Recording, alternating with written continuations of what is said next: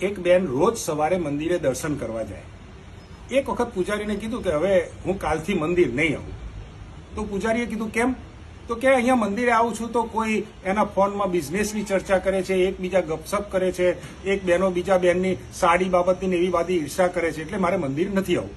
પૂજારીએ કીધું સારું બેન, આવતીકાલે એક દિવસ માટે આવી જજો. બીજા દિવસે એ બેન ગયા અને બેનના હાથમાં એક પાણીનો ગ્લાસ આપી અને કહ્યું કે તમે મંદિરની 2 પરિક્રમા કરો, પણ એક પણ ટીપું ગ્લાસમાંથી નીચે ના પડવું જોઈએ.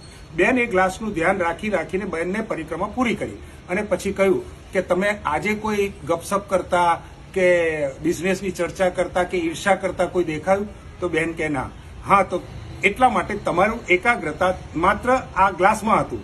એટલા માટે જ કહું છું આપ સૌને કે તમે જ્યારે પીતા હો, જ્યારે પાર્ટી ચાલતી હોય, ત્યારે એકાગ્રતા તમારા ગ્લાસ ઉપર જ રાખજો.